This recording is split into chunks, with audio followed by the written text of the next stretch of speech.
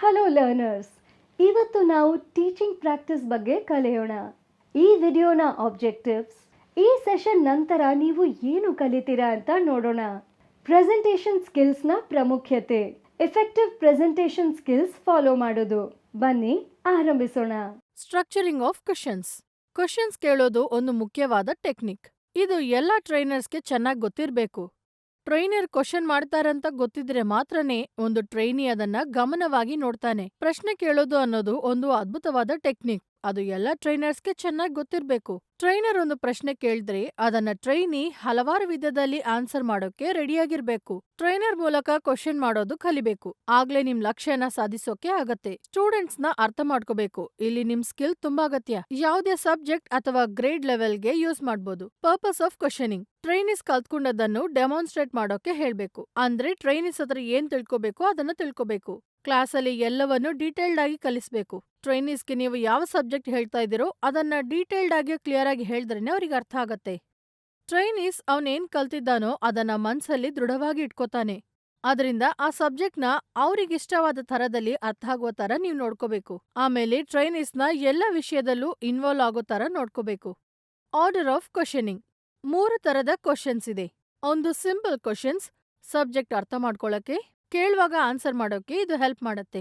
ಎರಡನೇದು intermediate questions, concepts ಮೂಲಕ ಅರ್ಥ ಮಾಡ್ಕೊಳ್ಳೋದು. ಪ್ರಾಕ್ಟಿಕಲ್ ಆಗಿ ಅದರ ಟೂಲ್ಸ್ ಹೆಲ್ಪ್ ನಲ್ಲಿ ನೀವೊಂದು ವಿಷಯನ ತಿಳ್ಕೊಳ್ಳೋಕೆ ಸಹಾಯವಾಗುತ್ತೆ. 3 higher order questions, student think ಮಾಡೋಕೆ, ರೀಸನ್ ಕೊಡೋಕೆ, ಅನಲೈಸ್ ಮಾಡೋಕೆ, ಹೊಸ ಐಡಿಯಾಸ್ ತೋರ್ಸೋಕೆ, ಅನಾಲಿಸಿಸ್, ಸಿಂಥಸಿಸ್ ಅಂಡ್ ಎವ್ಯಾಲ್ಯೂಯೇಷನ್ ಮಾಡೋಕೆ ಎಂಕರೇಜ್ ಮಾಡ್ಬೇಕು. ಅವರಿಗೆ ಅರ್ಥ ಇರುವಂತ ಕ್ವಶನ್ಸ್ ನ ಕೇಳಿಸ್ಬೇಕು. ಒಂದೇ ಟೈಮಲ್ಲಿ ಟ್ರೈನೀಸ್ ಹಲವಾರು ಕ್ವಶನ್ಸ್ ನ ನಿಮ್ಮತ್ರ ಹಲವಾರು ವಿಧದಲ್ಲಿ ಕೇಳ್ಬೋದು. ಅದನ್ನ ಅರ್ಥ ಮಾಡ್ಕೊಳ್ಳುವ ಸ್ಕಿಲ್ ನಿಮ್ಮಲ್ಲಿ ಡೆವಲಪ್ ಆಗ್ಬೇಕು. ಮೀನಿಂಗ್ ಫುಲ್ ಕ್ವಶನ್ಸ್ ಅಂದ್ರೆ ಏನು ಅಂದ್ರೆ ಕಲಿಸ್ಕೊಟ್ಟಿದಂತ ವಿಷಯದಲ್ಲಿ ಆ ಕ್ವಶನ್ಸ್ ಇರ್ಬೇಕು. Structural questions. ಇದ್ರಲ್ಲಿ ನೀವ್ ನೋಡ್ದಂಗಾದ್ರೆ ವ್ಯತ್ಯಾಸವಾದ ಕ್ವಶನ್ಸ್ ಎಲ್ಲ ಕೇಳ್ತಾರೆ. ನೀವಿಲ್ಲಿ ಸಬ್ಜೆಕ್ಟ್ ಮತ್ತು ಲ್ಯಾಂಗ್ವೇಜ್ ಎರಡವನ್ನು ಗಮನವಾಗಿ ನೋಡ್ಬೇಕು. ಲ್ಯಾಂಗ್ವೇಜ್ ಆಸ್ಪೆಕ್ಟ್ ಅಲ್ಲಿ 5 ಎಲಿಮೆಂಟ್ಸ್ ಇರತ್ತೆ. ಅದೇನು ಅಂದ್ರೆ ಗ್ರಾಮ್ಯಾಟಿಕಲ್ ಕರೆಕ್ಟ್ನೆಸ್, ಕರೆಕ್ಟ್ ಆದ ಲ್ಯಾಂಗ್ವೇಜ್ ನ ಯೂಸ್ ಮಾಡ್ಬೇಕು.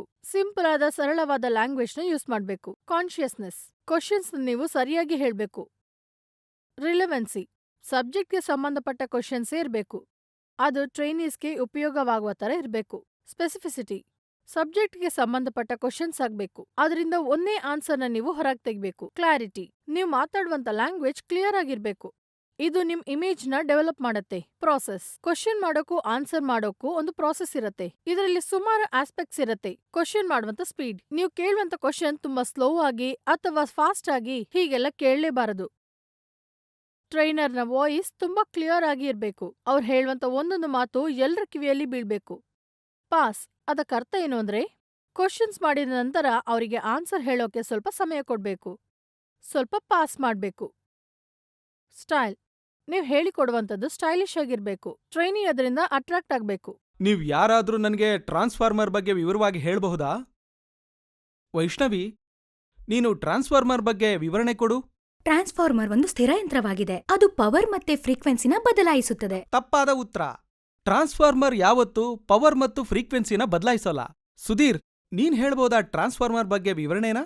ಸರ್, ಟ್ರಾನ್ಸ್ಫಾರ್ಮರ್ ಬಂದು ಸ್ಟ್ಯಾಟಿಕ್ ಡಿವೈಸ್, ವೋಲ್ಟೇಜ್ಗೆ ಸಂಬಂಧಪಟ್ಟಿದ್ದು. ಆದ್ರೆ ಅದು ಪವರ್ನ ಮತ್ತೆ ಫ್ರೀಕ್ವೆನ್ಸಿನ ಚೇಂಜ್ ಮಾಡಲ್ಲ. Okay, very good. ಇದೇ ಸರಿಯಾದ ಉತ್ತರ. ಟ್ರಾನ್ಸ್ಫಾರ್ಮರ್ ಯಾವತ್ತೂ ತನ್ನ ಪವರ್ ಮತ್ತು ಫ್ರೀಕ್ವೆನ್ಸಿನ ಬದಲಾಯಿಸೋದಿಲ್ಲ. ಅದು ವೋಲ್ಟೇಜ್ ಮತ್ತು ಕರೆಂಟ್ನ ಬದಲಾಯಿಸುತ್ತೆ. ಪ್ರಾಡಕ್ಟ್, ಟ್ರೈನೀಸ್ನ ಆನ್ಸರ್ಸ್ ವೇರಿಯಸ್ ಫ್ಯಾಕ್ಟರ್ಸ್ಗೆ ಡಿಪೆಂಡ್ ಆಗಿರತ್ತೆ. ಎ, ಕ್ವಶನ್ ಅರ್ಥ ಮಾಡ್ಕೊಳ್ಳಕ್ಕೆ ಸಾಕಷ್ಟು ಇಂಟೆಲಿಜೆಂಟ್ ಇಲ್ಲದೇ ಇರೋದು. B, language difficulty. C, interest ತೋರಿಸದೇ ಇರೋದು. ಡಿ, ಕ್ಲಾಸಲ್ಲಿ ಗಮನ ಇಲ್ಲದೇ ಇರೋದು. ಇ, ಸಿಂಕ್ರನೈಸ್ ಆಗದೇ ಇರೋದು. ಎಫ್, ಈ ವಿಷಯದಲ್ಲಿ ಏನು ನಾಲೆಡ್ಜ್ ಇಲ್ಲದೇ ಇರೋದು. ಈ ತರದ ಕ್ವಶನ್ಸ್ ಕೇಳದೇನೆ ಇರಬೇಕು. Yes or no type questions, ಇದೇ ಅವರನ್ನು ತುಂಬಾ ಗೆಸ್ ಮಾಡೋಕೆ ಬಿಡತ್ತೆ. ಎಲಿಪ್ಟಿಕಲ್ ಕ್ವಶನ್ಸ್, ಇದಕ್ಕೆ ಆನ್ಸರ್ ಮಾಡ್ಬೇಕಂದ್ರೆ ಅವರಿಗೆ ಎಲ್ಲ ವಿಷಯ ಗೊತ್ತಾಗಿರ್ಬೇಕು. ಎಕೋ ಆರ್ ಸಜೆಸ್ಟಿವ್ ಕ್ವಶನ್ಸ್, ಇದು ರೀಸೆಂಟ್ ಆಗಿ ಕಲಿಸ್ಕೊಟ್ಟ ಸಬ್ಜೆಕ್ಟ್ಗೆ ಸಂಬಂಧಪಟ್ಟ ಕ್ವಶನ್ಸ್ ಆಗತ್ತೆ. ಅದ್ರ ಬಗ್ಗೆ ಯೋಚಿಸುವಂತ ಪರ್ಪಸ್ನ ಜಾಸ್ತಿ ಮಾಡಲ್ಲ. ಲೀಡಿಂಗ್ ಕ್ವಶನ್ಸ್, ಇದರ ಆನ್ಸರ್ ಕೊಟ್ಟ ಕ್ವಶನ್ ಅಲ್ಲೇ ಇರುತ್ತೆ. ರೆಟೋರಿಕಲ್ ಕ್ವಶನ್ಸ್, ಇದರಲ್ಲಿ ಮುಖ್ಯವಾದ ಪಾಯಿಂಟ್ ಅನ್ನು ಮಾತ್ರನೇ ಕ್ವಶನ್ ಮಾಡ್ತಾರೆ. ಕ್ವಶನ್ ನ ಅನಲೈಸ್ ಮಾಡೋದು ಅಥವಾ ಅದನ್ನ ನೀವು ಹೇಗೆ ಹ್ಯಾಂಡಲ್ ಮಾಡೋದು, ಈ ವಿಷಯದಲ್ಲಿ ನೀವು ಸಬ್ಜೆಕ್ಟ್ ನ ತುಂಬಾ ಡೀಪ್ ಆಗಿ ಯೋಚನೆ ಮಾಡ್ಬೇಕಿರತ್ತೆ. ಒಂದು ಟ್ರೈನರ್ ನಿಮ್ಮ ಹತ್ರ ಕ್ವಶನ್ ಮಾಡಿದ್ರೆ ಅದಕ್ಕೆ ಸಂಬಂಧಪಟ್ಟು 5 ಟೈಪ್ಸ್ ಆನ್ಸರ್ಸ್ ಇರತ್ತೆ. ನಿಮ್ಮಲ್ಲಿ ಯಾರಾದ್ರೂ ಟ್ರಾನ್ಸ್ಫಾರ್ಮರ್ ಬಗ್ಗೆ ವಿವರಣೆನ ಕೊಡಬಹುದಾ?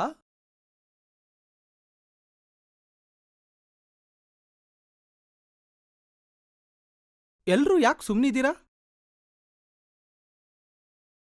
ವೈಷ್ಣವಿ, ನೀನ್ ಕೊಡಮ್ಮ ಟ್ರಾನ್ಸ್ಫಾರ್ಮರ್ ಬಗ್ಗೆ ವಿವರಣೆನಾ? ಟ್ರಾನ್ಸ್ಫಾರ್ಮರ್ ಒಂದು ಸ್ಥಿರ ಯಂತ್ರವಾಗಿದೆ. ಅದು ಪವರ್ ಮತ್ತೆ ಫ್ರೀಕ್ವೆನ್ಸಿನ ಬದಲಾಯಿಸುತ್ತದೆ. ತಪ್ಪಾದ ಉತ್ತರ. ಟ್ರಾನ್ಸ್ಫಾರ್ಮರ್ ಯಾವತ್ತೂ ಪವರ್ ಮತ್ತು ಫ್ರೀಕ್ವೆನ್ಸಿನ ಬದಲಾಯಿಸೋದಿಲ್ಲ.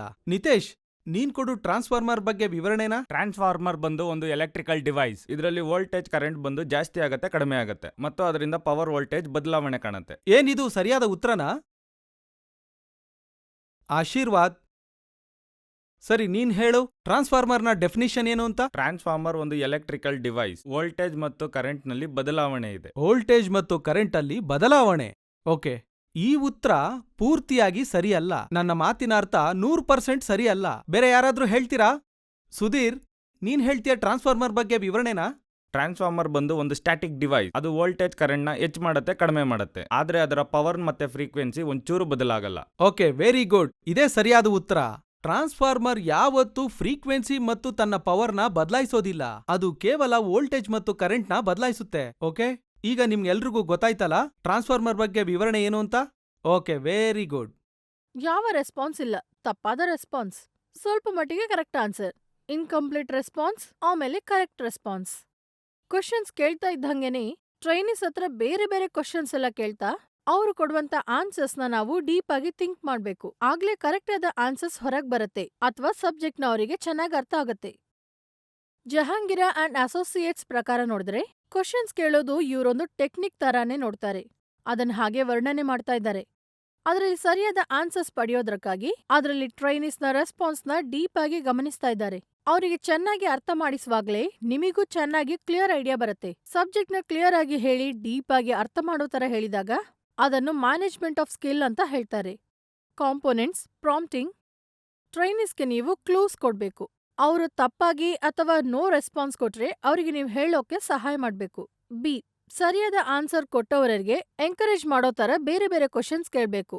ಸಿ, ಟ್ರೈನೀಸ್ಗೆ ಸೆಲ್ಫ್ ಕಾನ್ಫಿಡೆನ್ಸ್ ಬೆಳೆಸೋಕೆ ಅವರನ್ನ ಉತ್ಸಾಹಪಡಿಸೋ ತರ ನೀವು ಬೇರೆ ಬೇರೆ ಕ್ವಶನ್ಸ್ನ ಕೇಳ್ತಾ ಇರ್ಬೇಕು. ಅದನ್ನು ಪುನಃ ರೆಕ್ಟಿಫೈ ಮಾಡ್ಬೇಕು. ಜಾಸ್ತಿ ಕ್ವಶನ್ಸ್ ಕೇಳುವಂತ ಅಗತ್ಯ ಯಾವಾಗ ಬರುತ್ತೆ ಅಂದ್ರೆ ಒಂದ್ ವೇಳೆ ಆನ್ಸರ್ಸ್ ಇನ್ಕಂಪ್ಲೀಟ್ ಆದ್ರೇನೋ ಅಥವಾ ತಪ್ಪಾದ ಆನ್ಸರ್ ಬಂದ್ರೇನೋ. ಅದರಿಂದ ಸರಿಯಾದ ಆನ್ಸರ್ಸ್ ಅವರಿಂದ ಬರುವಷ್ಟವರೆಗೆ ನೀವು ಬೇರೆ ಬೇರೆ ಕ್ವಶನ್ಸ್ ಕೇಳೋದು ಒಳ್ಳೇದು. ಅಥವಾ ಅವರಿಗೆ ಅರ್ಥ ಆಗೋ ತರ ನೀವು ಹೇಳ್ಬೇಕು. ರೀಫೋಕಸಿಂಗ್. ಇದನ್ನ ನೀವು ಸರಿಯಾದ ಪದ್ಧತಿಯಲ್ಲಿ ಯೂಸ್ ಮಾಡ್ಬೇಕು. ಆಗ್ಲೇ ಸಬ್ಜೆಕ್ಟ್ ಮೇಲೆ ಫೋಕಸ್ ಬರುತ್ತೆ. ಟ್ರೈನರ್ ಒಂದು ವಿಷಯವನ್ನು ಇನ್ನೊಂದು ವಿಷಯ ಜೊತೆ ಕಂಪೇರ್ ಮಾಡ್ತಾರೆ. ಅಂದ್ರೆ ಹೇಳುವಂತ ವಿಷಯವನ್ನು ಇನ್ನಷ್ಟು ಡೀಪ್ ಆಗಿ ಇನ್ನೂ ಕ್ಲಿಯರ್ ಆಗಿ ಹೇಳ್ಕೊಡೋಕೆ ನೋಡ್ತಾರೆ. ರೀಡೈರೆಕ್ಷನ್ ಯಾವಾಗ ನಡೆಯುತ್ತೆ ಅಂದ್ರೆ ಒಂದು ಟ್ರೈನರ್ ಅವರಿಗೆ ಬೇಕಾದ ಆನ್ಸರ್ಸ್ ಬರೋಕ್ಕಾಗಿ ಒಂದೇ ಕ್ವಶನ್ನ ಜಾಸ್ತಿ ಸ್ಟೂಡೆಂಟ್ಸ್ ಹತ್ರ ಕೇಳ್ತಾರೆ. ಈ ಟೆಕ್ನಿಕ್ ನ ಯಾವಾಗ ಯೂಸ್ ಮಾಡ್ತಾರೆ ಅಂದ್ರೆ ಸರಿಯಾದ ಆನ್ಸರ್ ಸಿಗದೇ ಇರುವಾಗ್ಲೋ, ರೆಸ್ಪಾನ್ಸೇ ಬರದೇ ಇದ್ರನೋ ಅಥವಾ ಅರ್ಧಂಬರ್ಧ ರೆಸ್ಪಾನ್ಸ್ ಬಂದಾಗ.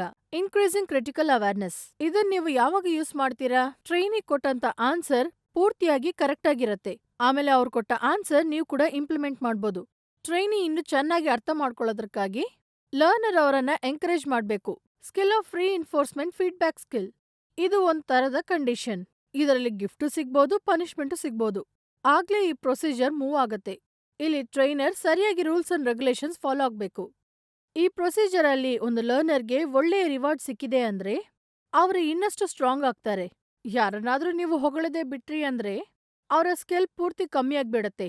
ರೀಇನ್ಫೋರ್ಸ್ಮೆಂಟ್ ಅಲ್ಲಿ 2 ತರ ಇದೆ. ಪಾಸಿಟಿವ್, ಇದು ಎಂಕರೇಜ್ಮೆಂಟ್ ಕೊಡತ್ತೆ. ಬಿ, ನೆಗೆಟಿವ್, ಇದು ನಿಮ್ ಬಿಹೇವಿಯರ್ ಅಲ್ಲಿ ಡಿಫರೆನ್ಸ್ ಗೊತ್ತಾಗತ್ತೆ. ಜೋಶಿ ಏನಂತಾರೆ ಅಂದ್ರೆ ರೀಇನ್ಫೋರ್ಸ್ಮೆಂಟ್ ಸ್ಕಿಲ್ ಅಂದ್ರೇನೆ ಕಲಿಯೋಕೆ ಸಂಬಂಧಪಟ್ಟದ್ದು. ಅಂದ್ರೆ ಹೇಗೆ ಒಂದು ಟೀಚರ್ ಆಗಿದ್ದು ಟ್ರೈನಿಗೆ ಚೆನ್ನಾಗಿ ಅರ್ಥ ಆಗೋ ತರ ಕಲಿಸೋದು ಅನ್ನೋದು, ಅವರಿಗೆ ಗೊತ್ತಿದ್ದ ವಿಷಯದಲ್ಲಿ ಎಂಕರೇಜ್ಮೆಂಟ್ ಕೊಡೋದು, ಆಮೇಲೆ ಅವ್ರು ಕಲಿಸ್ತಾ ಇರುವಂತ ವಿಷಯದಲ್ಲಿ ಅವ್ರು ಗಮನ ತೋರಿಸ್ಬೇಕು ಅನ್ನೋ ವಿಷಯದಲ್ಲಿ ಅವರಿಗೆ ರಿವಾರ್ಡ್, ಅಪ್ರಿಸಿಯೇಷನ್ ಕೂಡ ಕೊಡ್ಬೇಕು.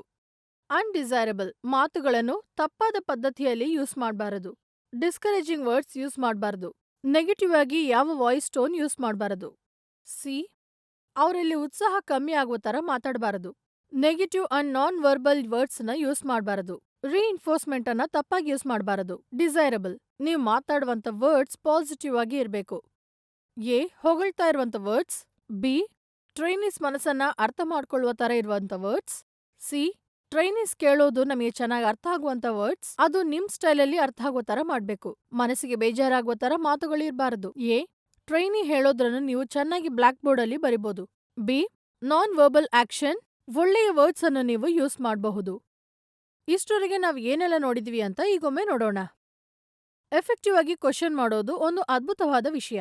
ಯಾವ್ದೆಲ್ಲ ಟ್ರೈನೀಸ್ ಚೆನ್ನಾಗಿ ನೆನಪಿಟ್ಕೋತಾರೆ, ಚೆನ್ನಾಗಿ ಡಿಸ್ಕಸ್ ಮಾಡ್ಕೊಂಡು ಎಲ್ಲ ವಿಷಯವನ್ನು ಕಲ್ತ್ಕೋತಾರೆ. ಕ್ಲಿಯರ್ ಆದ ಆನ್ಸರ್ ಬೇಕಾದ್ರೆ ಕ್ವಶನ್ಸ್ ಚೆನ್ನಾಗಿರ್ಬೇಕು. ಎಲ್ಲ ವಿಷಯ ಡೀಪ್ ಆಗಿ ಅರ್ಥ ಆಗೋ ತರ ಮಾಡಿ.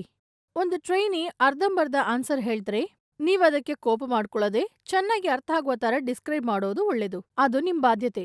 ನೀವು ಈ ವಿಡಿಯೋ ಬಗ್ಗೆ ಪೂರ್ತಿ ತಿಳಿದಿದ್ದೀರಾ ಅಂತ ನಾನು ನಂಬುತ್ತೇನೆ.